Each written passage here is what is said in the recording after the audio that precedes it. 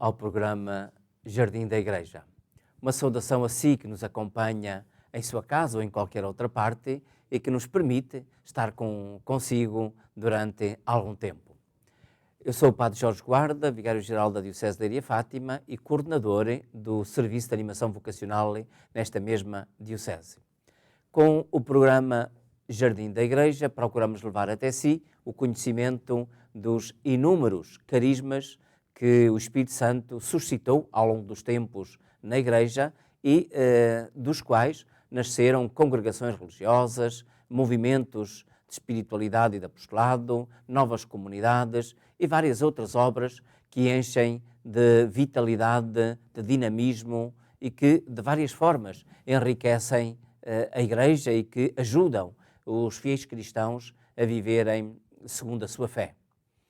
E assim, em cada semana, vamos-lhe dando a conhecerem um destes carismas e da obra ou da congregação ou movimento que dele surgiu. E hoje também vamos então levar até si o conhecimento da congregação dos Carmelitas Descalços. E para conhecerem esta congregação, temos connosco o Padre Joaquim Teixeira, a quem saúdo e seja bem-vindo, Padre Joaquim. Obrigado por ter aceito este nosso convite e também à sua comunidade por nos permitir devassar um bocadinho o interior da comunidade, o seu estilo de vida, de tal maneira que possamos levar até junto de todos os telespectadores ou ouvintes da Canção Nova a conhecer, portanto, este carisma e a obra que a partir dele nasceu. Obrigado, Padre Jorge, obrigado à Canção Nova pelo convite. É com muito gosto, pois, que estou aqui convosco a partilhar um pouco daquilo que é a família dos Carmelitas Descalços e também um pouco da minha própria vida. Quero saudar também todos aqueles que nos ouvem ou nos veem através destes meios que a Canção Nova oferece como espaços de evangelização à Igreja de hoje. Muito bem, e começaria por lhe perguntarem quem é, de onde vem, portanto, uma breve apresentação.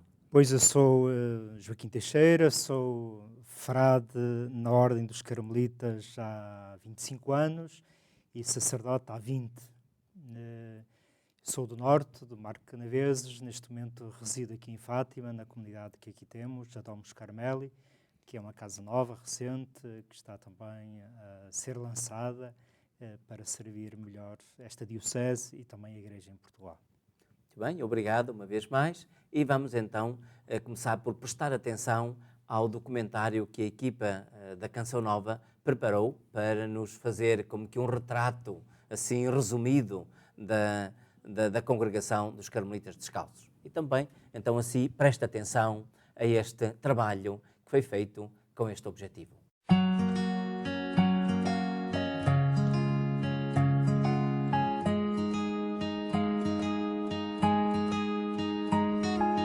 Ogni istante avuto in dono, ogni amico mai lasciato, ogni amore amato che poi non ho più dimenticato, ogni pianto per una fine. A Ordem dos Carmelitas Descalços é uma família religiosa formada por 3 expressões ou ramos do mesmo carisma: os frades ou padres carmelitas descalços, que privilegiam a oração pessoal e comunitária e se dedicam sobretudo à pastoral da espiritualidade; as carmelitas descalças, com os seus carmelos de vida exclusivamente contemplativa; e os carmelitas seculares, leigos que vivem a mesma espiritualidade, mais comprometidos com a transformação das realidades sociais onde vivem.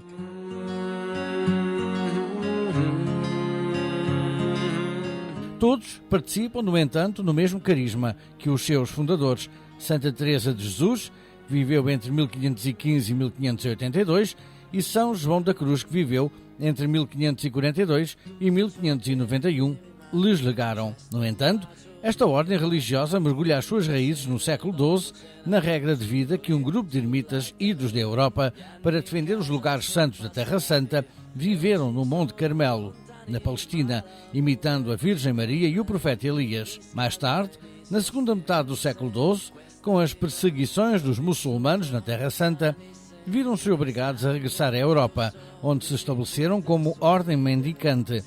Ao chegar ao século XVI, estes dois santos doutores da Igreja, Santa Teresa de Jesus e São João da Cruz, naturais de Ávila, Espanha, do chamado século de ouro espanhol, reformaram esta ordem de carmelitas e deram origem a um novo carisma na vida da Igreja, os carmelitas descalços.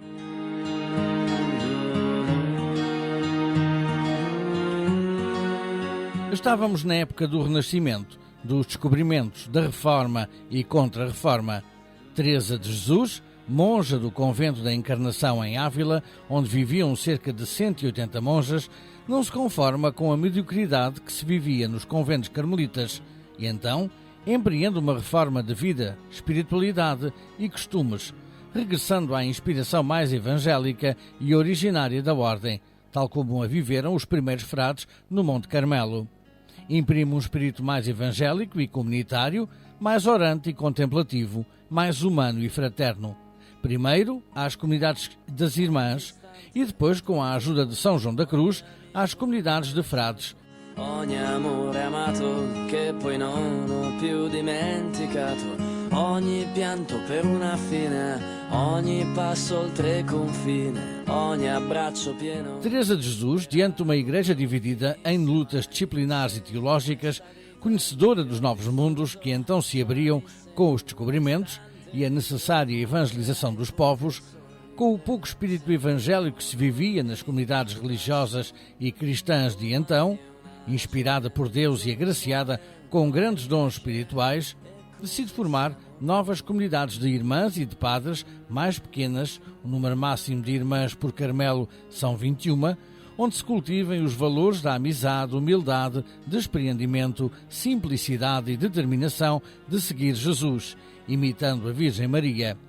Uns e outros, irmãs e frades, decidem-se a serem mais fiéis ao espírito da regra primitiva, formando comunidades orantes e fraternas onde se respirasse um verdadeiro espírito evangélico. Às irmãs, pede-lhes que se dediquem à oração e contemplação, levando ao seu coração as grandes necessidades da Igreja e do mundo. E aos padres, pede-lhes que vivam o mesmo ideal de amizade e intimidade com Cristo na oração, mas que também o anunciam, onde for mais necessário pelo testemunho e pela pregação. Assim, o carisma das carmelitas, dos carmelitas descalços, fica fortemente marcado pelos ideais da comunhão fraterna e da oração fecunda e apostólica. A contemplação do mistério trinitário, o amor e a imitação da Virgem Maria e São José, que haveriam, segundo o desejo de Santa Teresa, inspirar e proteger a vida das comunidades e fraternidades carmelitas, além da forte experiência de amizade espiritual que Teresa e João da Cruz cultivaram entre si e inculcaram nos membros das comunidades por eles fundadas, lançaram as bases para que o Carmelo possa ser, nos nossos dias, uma casa e escola de comunhão com Deus e entre os irmãos convocados a partilharem a vida, seja nos conventos, seja nos grupos de leigos, formados por jovens, adultos e famílias.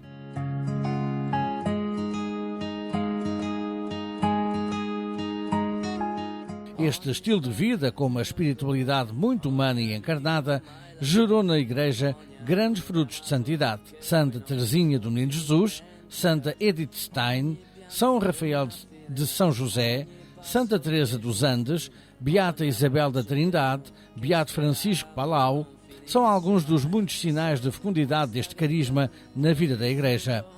Os cerca de 4.000 frades, distribuídos por 513 comunidades e 83 países, as mais de 10.000 irmãs contemplativas, distribuídas por 100 países e 759 conventos, e os cerca de 30.000 carmelitas seculares, com compromissos organizados em fraternidades e presentes em 72 países, formam esta grande família dos carmelitas descalços, que têm por vocação e missão testemunharem a presença de Deus vivo nas suas vidas pessoais e comunitárias, numa vida de encontro e intimidade com Cristo, e a partir daí propô-lo ao mundo, não como uma ideia ou uma teoria, mas como um Deus experimentado, encarnado em Jesus, próximo e íntimo a cada um de nós. seja a partir dos leigos carmelitas inseridos na família e na sociedade, seja a partir dos carmelos de vida contemplativa, seja a partir das comunidades de frades e padres, juntos traduzem toda a riqueza da espiritualidade carmelita. Os padres abraçam os diferentes âmbitos da evangelização da juventude e das famílias, nas comunidades eclesiais, já estruturadas, e nas terras de missão, sobretudo mediante a promoção da vida espiritual, com a criação de casas de oração, centros de espiritualidade, orientação de retiros, grupos de oração, formação cristã e compromisso preferencial com os mais pobres e simples, ao jeito de Jesus. Como comunhão de uma única família, em 3 ramos, todos assumem, segundo a sua especificidade própria, o compromisso de serem um testemunho alegre da íntima comunhão com Deus e com os irmãos, transbordando para o mundo a abundância da graça que Deus derrama nos seus corações, pela oração, entendida como trato amigo e contínuo com Cristo.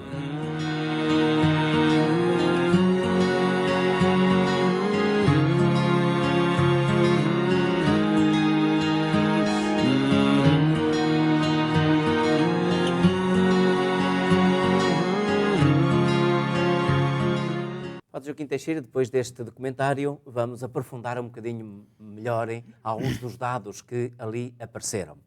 E sabemos que na origem dos padres e irmãos carmelitas descalços estão Santa Teresa d'Ávila e São João da Cruz. Quem foram e como viveram estes cristãos? Pois, muito bem, no início da Ordem dos Carmelitas Descalços estão Santa Teresa de Jesus e São João da Cruz. Mas, na verdade, a Ordem é mais antiga. A Ordem nasceu no século XII, na Palestina, quando os cruzados que iam do Ocidente para os lugares santos, para defender estes lugares santos.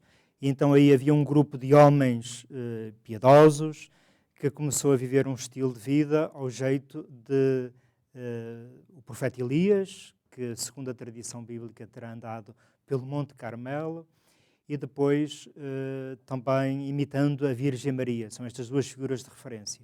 Então esta ordem faz o seu percurso até ao século XVI, e no século XVI, como a maioria das ordens religiosas, estavam a necessitar de ser reformadas, um pouco como toda a Igreja. E até neste contexto da reforma e contra-reforma que aparecem estas figuras, Teresa de Jesus e João da Cruz. Em primeiro lugar, Teresa de Jesus, quem era esta mulher? Pois é uma mulher que nasceu em Ávila, 1515, portanto, pleno século XVI. Uma mulher, diríamos hoje, de uma classe média avantajada, de ascendência judia, portanto, os seus pais são judeu-conversos. E esta mulher, uma mulher inteligente, uma mulher muito inquieta diante da Igreja e do mundo do seu tempo, uma mulher que sabia ler os acontecimentos, e então ela, diante das grandes mudanças que se operavam em termos do mundo, descobrimentos, renascimento e também em termos de Igreja, então ela tenta dar o seu contributo como cristã para a renovação da Igreja do seu tempo. E como é que ela faz a sua obra, como é que ela dá o seu contributo? Pois ela descobre a sua vocação ao Carmelo, às irmãs carmelitas. Então não havia nem calçados nem descalços, era apenas a Ordem do Carmelo, ou a Ordem do Carmo. E ela entra no Convento da Encarnação e aí dá-se conta da vida bastante relaxada que existia no convento. Um convento enorme em Ávila, com cerca de 150 irmãs que viviam no mesmo espaço, enfim, com várias classes sociais, enfim, não era muito edificante o estilo de vida que ela encontrou. E então, Teresa, num primeiro momento, ela cede também àquela mediocridade de vida, mas com o tempo ela vai operar uma transformação muito grande na sua vida e ela passa a apresentar uma outra forma de ser carmelita. Faz este movimento de regresso às origens, da inspiração do Monte Carmelo, dos primeiros frades. Então vai às fontes, à regra primitiva, e a partir daí começa a reformar o estilo de vida que existia naquele convento. Marcado por quê? O novo estilo de vida que ela vai introduzir É um estilo de vida muito mais fraterno, ou seja, baseado na amizade, no conhecimento próprio, num grande espírito de fraternidade, como valores humanos essenciais para que depois trabalhassem também a relação com Deus. Teresa de Jesus é uma humanista. Começa sobretudo pelo homem, pela pessoa humana, e ela acredita nisto. Enquanto nós não cuidarmos o humano, nós não poderemos pensar no espiritual.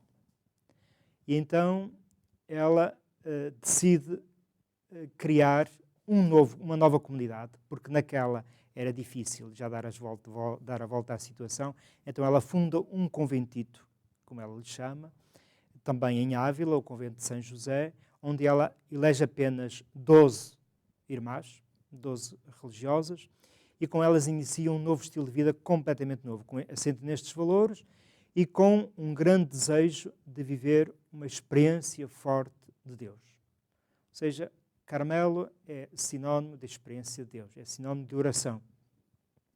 E então Teresa, diante das guerras religiosas com protestantes, com todas estas divisões no seio da Igreja, depois com as notícias que lhes chegam dos novos mundos descobertos e que precisavam de ser evangelizados, depois diante da disciplina que era preciso reformar dentro das ordens religiosas e de toda a Igreja. Então ela pensa, o que é que eu posso fazer? Ela era mulher. O século XVI ainda não era um século que estava aberto a que a mulher tivesse uma intervenção forte na vida da Igreja. Então ela pensa, bem, eu sou mulher, e depois dizia também com a sua humildade, sou mulher e sou ruim, então o que é que eu posso fazer? Diz ela, eu posso fazer uma coisa, que é recolher-me no convento com estas pouquitas, seletas, ela soube escolher as irmãs que quis levar com elas, e vamos lutar com as armas da oração pela reforma da Igreja. Então, vamos viver com o máximo de perfeição os conselhos evangélicos, portanto, a máxima perfeição, viver com o amor mais perfeito possível na relação humana entre estas irmãs. Para quê? Para que depois criem uma relação de amizade profunda, intensa, contemplativa, mística, se quisermos, com Cristo. E então aqui começam-se a criar estas duas grandes linhas que vão marcar este carisma do Carmelo Descalço, que é o humanismo e o cristocentrismo. Depois, isto Teresa de Jesus, depois aparece João da Cruz. João da Cruz, como é que aparece também na história desta ordem?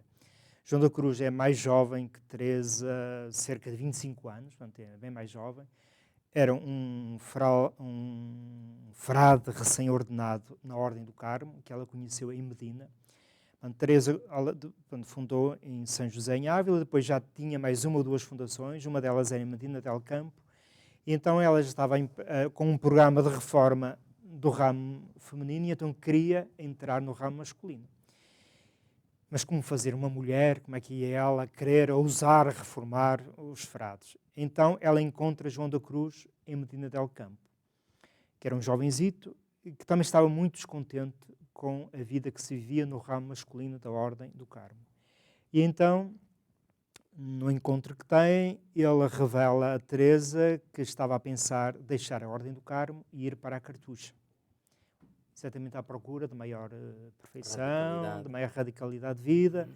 Então ele manifesta-lhe esta intenção. E Teresa diz, não fujas, porque a Ordem do Carmo tem uma riqueza e uma tradição espiritual muito, muito profunda que nós podemos explorar e que tu podes explorar e que podemos, digamos, ir às fontes e recuperar aquilo que é mais genuíno desta tradição religiosa. Então João da Cruz diz-lhe apenas uma coisa, eu aceito desde que seja rápido, ou seja, tinha pressa. Um homem que tinha pressa da santidade, tinha pressa da perfeição, não queria perder tempo. E então Teresa fica felicíssima e diz, já tenho um frade e meio, porque ela já tinha um outro frade a quem tinha convencido, mas ela não via que teria capacidade de liderança. E então João da Cruz, porque era de estatura baixa, ela achou que ele era o meio frade em quem ela iria apostar para reformar o ramo masculino. E na verdade assim iniciou portanto, na cidade de Medina, aí iniciou digamos, este projeto de reforma da parte masculina. E, portanto, os dois vão travar um diálogo fecundo, uma grande partilha humana e, sobretudo, espiritual. Estas duas figuras vão se ajudar mutuamente para que ambos refresquem este carisma. E apesar de João da Cruz ser muito mais jovem que Teresa, ele passa a ser o seu diretor espiritual, porque é um homem mais discreto que a Santa. A Santa era mais líder por natureza. Ele era um homem mais discreto, mais contemplativo, mais das letras, mais reflexivo. E por isso se vão complementar muito bem. E então João da Cruz passa a ser o orientador espiritual da Santa e os dois vão sonhar e vão começar a pôr no terreno esta reforma desta família religiosa, que depois realmente começa a ganhar corpo com várias fundações que se vão criando em Espanha e depois se vão alargando até que, quando Teresa de Jesus morre, ela deixa 17 conventos de irmãs fundados e uns 3 ou 4 já também dos padres, e depois continua a crescer por aí adiante. Muito bem. Então, indo propriamente ao carisma do essencial, normalmente um carisma podemos dizer que é uma palavra de Deus, que é encarnada e compreendida de uma forma extraordinária ou de uma forma intensa por uma pessoa ou por um grupo de pessoas e que depois, digamos assim, de tal maneira que não se pode quase, diria, entender aquela palavra sem fazer referência a quem a encarnou dessa forma assim tão original. Existe essa palavra de Deus que possa espelhar, por assim dizer, o carisma carmelita descalço? Carmelita e carmelita descalço. Sim. Sim, nós podemos encontrar, e tradicionalmente nós recordamos uma passagem do livro dos Reis, do primeiro livro dos Reis. Como já referi, o profeta Elias é uma figura inspiradora desta ordem.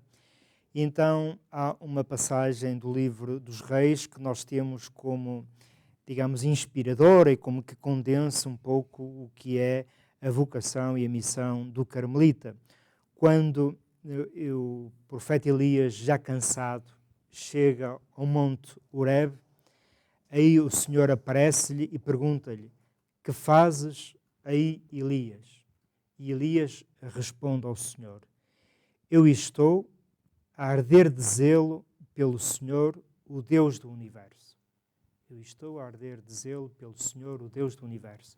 Ou seja, este arder de zelo são expressões que dizem muito do que é o carmelita. É alguém que faz uma experiência amorosa e calorosa de Deus, que experimenta Deus como um fogo de amor que abrasa o coração, que apanha a pessoa por dentro e que depois ela é zelosa, ou seja, sai para o serviço, para a missão.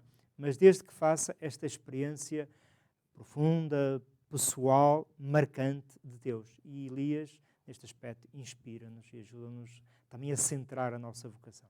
Sim. E então, hoje, os carmelitas descalços, como é que encarnam este carisma, como é que vivem e irradiam este zelo pelo Senhor?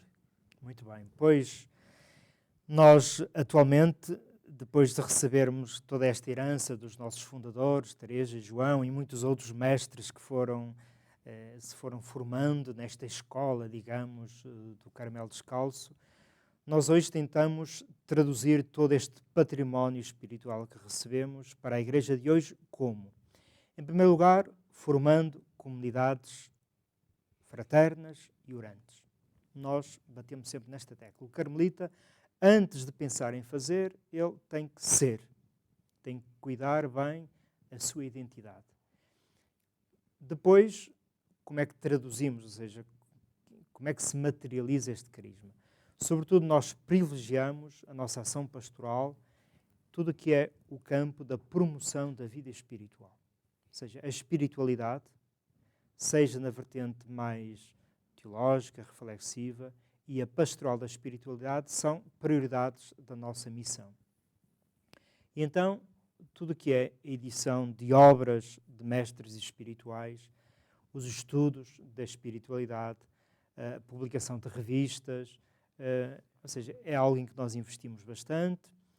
Depois, tudo o que é orientação de retiros, seja sacerdotes, a religiosas, seja a leigos, a jovens, adultos, a casais, nós é uma atividade que privilegiamos muito. Depois, os nossos conventos pretendem ser sempre casas de oração ou centros de espiritualidade, espaços, casas que acolhem as pessoas que querem fazer uma experiência de Deus. Então, cuidamos muito de todos os espaços, todo o ambiente das nossas comunidades para que as pessoas, seja individualmente, seja em grupo, seja as famílias que saberam de nós, possam encontrar este espaço para se encontrarem com Deus. Depois nós também desenvolvemos um trabalho que é muito escondido, que é no atendimento pessoal. Nós privilegiamos muito o acompanhamento espiritual das pessoas, seja pela direção espiritual propriamente dita, seja também pelo sacramento da reconciliação. Porquê? Porque nós acreditamos muito que ou nós fazemos um trabalho personalizado de forma que a pessoa descubra a alegria de acreditar, a alegria de se relacionar com Deus, ou então, se esta experiência não existe, depois pode-se fazer muitas coisas, mas elas não têm sentido evangélico, não têm um sentido crente e, portanto, também não perduram muito no tempo. Sim. Ordem dos Carmelitas Descalços. Porquê este nome? O que é que ele significa? Muito bem, pois normalmente quando nos perguntam quem somos, nós os Carmelitas Descalços imediatamente olham para os pés, a ver como é que estamos, se estamos calçados ou não. Realmente este nome ficou porque no século XVI havia um movimento que era transversal a quase todas as ordens religiosas, que era o movimento da descalcez, pelo menos em Espanha. Este movimento era muito forte, que era o tal movimento de reforma das ordens religiosas. E este movimento da descalcez, portanto, marcou-nos, e realmente Teresa e João da Cruz deram esta marca, que se caracteriza este movimento, pois, por uma maior simplicidade, uma maior austeridade, uma maior fidelidade ao Evangelho e também à fonte inspiradora destas famílias religiosas. Outras ordens religiosas aderiram a este movimento, também chegaram a ter no seu nome este adjetivo de descalços. A nós colou-se-nos e ficou. Nós, em alguns momentos, a Ordem tentou usar outra nomenclatura, por exemplo, marianos, ou então agora também se fala muito do Carmelo teresiano, os carmelitas teresianos, mas na verdade nós somos descalços e mantemos esta nomenclatura que exatamente ela significa esta divisão, porque na verdade Teresa e João da Cruz não queriam dividir a Ordem, queriam reformar toda a Ordem dos Carmelitas, só que à medida que eles foram avançando com o seu programa de reforma, houve uma facção da Ordem que não aderiu e depois, portanto, o Papa não teve outra alternativa senão reconhecer que já havia aqui dois estilos e, portanto, reconheceu a existência de duas ordens e, portanto, ficaram uma ordem, a Ordem do Carmo, nós popularmente dizemos que são a Ordem dos Carmelitas Calçados, mas na verdade eles intitulam-se como simplesmente Ordem do Carmo, e nós como a Ordem dos Carmelitas Descalços, ou seja, a Ordem Reformada, que tem como fundadores Teresa e João. Em rigor, literalmente, andavam descalços no início, não? Sim, normalmente os Carmelitas Descalços são muito marcados. De antes eram descalços, depois pelas sandálias. As sandálias são uma indumentária que fazem parte, além do hábito, as sandálias. Nisso, as nossas irmãs carmelitas são mais fiéis do que nós, elas sim são mais fiéis às sandálias. Nós, enfim, por razões práticas e também por algum conforto, porque realmente o nosso clima não favorece muito a andar de sandálias. Mas era por aí exatamente que... E Carmelitas por causa do Monte Carmelo. Exatamente.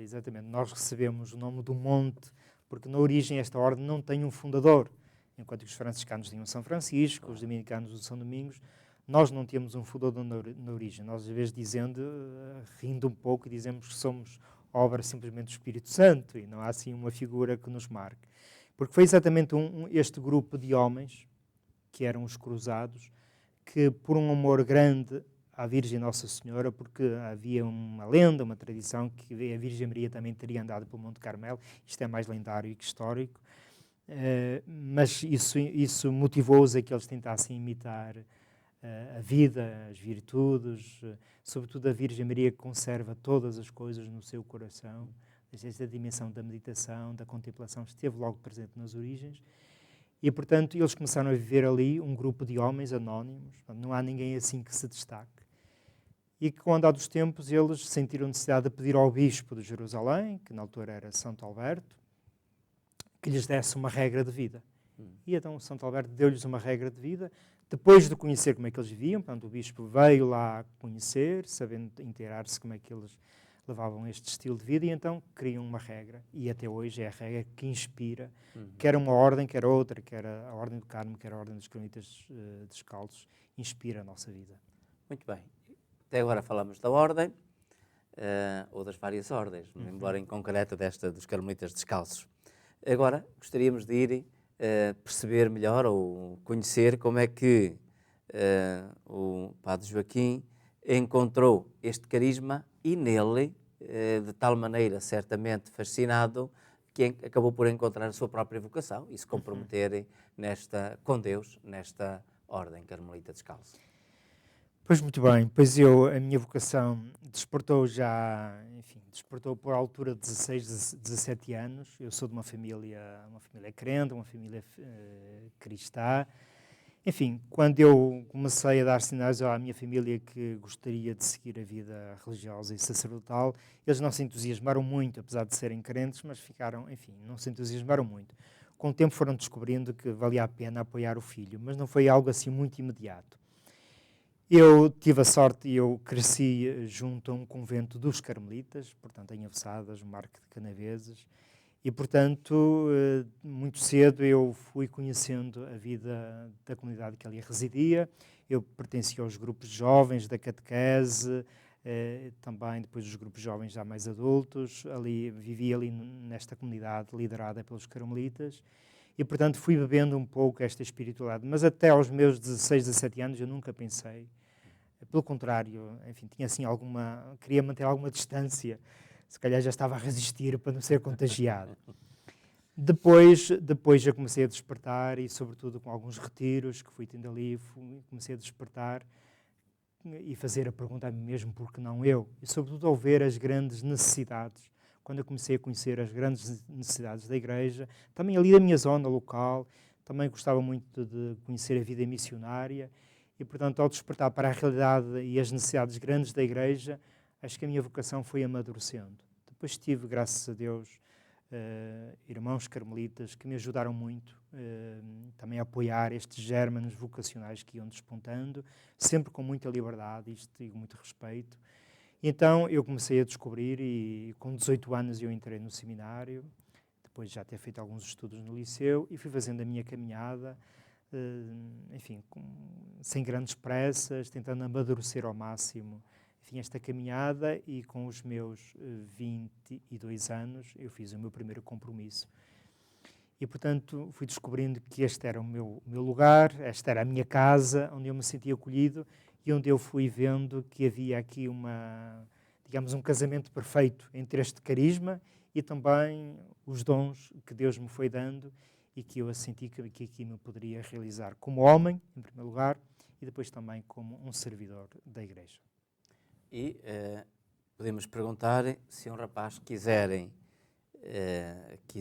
conhecer e quiser sentir algum apelo para uma vocação entre os padres e irmãos carmelitas descalços, que características é que deve possuir? Em primeiro lugar, que seja alguém inquieto, alguém que tenha uma grande paixão pela pessoa de Cristo, ou seja, que o coloque no centro da sua vida, e que depois que seja alguém muito equilibrado, alguém muito alegre, e que depois nós estamos sempre disponíveis a acolhê-lo e a apresentar-lhe aquilo que é a riqueza desta família religiosa. Realmente temos um grande património espiritual, os frades são pobres, e se eles se fixam em nós, os jovens naturalmente não vão muito longe, mas nós convidamos-los sempre a que se fixem na pessoa de Jesus, e depois que se fiquem na forma entusiasta com que Santa Teresa de Jesus e São João da Cruz viveram. E aí eles vão encontrar motivos para abraçarem também esta forma de vida, este estilo de vida. Uhum. E para contactar com os carmelitas, como e com quem o podem fazer e onde? Pois é muito fácil. As nossas casas são sempre casas abertas. Nós temos várias casas espalhadas pelo país, não só os frades, mas também as irmãs, porque somos a mesma família, além de termos também muitas fraternidades de leigos. E, portanto, em qualquer uma destas casas, ouvirem falar de carmelitas descalços ou descalças, eles podem bater à porta e depois encontram-nos agora neste espaço mais, enfim, neste mundo da web. Podem encontrar em carmelitas.pt e então aí tem uma porta de entrada também, porque os jovens hoje acedem facilmente por estes meios e, portanto, aí têm formas de contatarem com esta família e que está sempre disponível a acolhê-los, não necessariamente para ficarem, mas para os ajudar a encontrar o plano que Deus tem para eles. E isso é a única coisa que nos move. Sim. Se quisesse dizer da atualidade do carisma carmelita descalço, enfim, para os homens e mulheres de hoje, para os cristãos de hoje, como é que o exprimiria? Pois, para a gente, para o mundo de hoje, para os homens e mulheres das ruas da cidade, dos campos, da gente do mundo do trabalho, do mundo das famílias, eu convidaria em primeiro lugar que se deixem encontrar com a pessoa de Jesus, ou seja, que se deixem interpelar, porque isto é fundamental, porque a partir daí eles podem construir tudo. Agora, se negam a este diálogo, a este confronto com a pessoa de Jesus, naturalmente fecham a porta. Portanto, uma grande abertura à pessoa de Jesus, à mensagem do Evangelho, e, por outro lado, uma capacidade de ler também as inquietações do mundo de hoje, da cultura de hoje. Porque nós precisamos estar com os olhos em Deus, mas com os olhos no mundo. Porque o grande contemplativo, o homem orante, se quisermos aquilo que nós desejamos que seja o carmelita e a carmelita, este homem de oração, este homem contemplativo, este homem que vê não só as coisas de Deus, mas também as coisas do mundo. E porque tem os olhos no mundo e tem os olhos em Deus, ele é capaz de apresentar uma mensagem e uma palavra com sentido para o mundo de hoje e que lhe abre também novos horizontes e novas perspectivas. Está bem, obrigado por esta partilha do carisma e da vida dos padres e dos irmãos carmelitas descalços, para todos aqueles que puderam seguir-nos neste programa, pela rádio, pela TV ou pela internet. Obrigado, eu que agradeço muito este momento, foi bom estar com o Sr. Padre Jorge e também com todos os ouvintes e telespectadores da Canção Nova.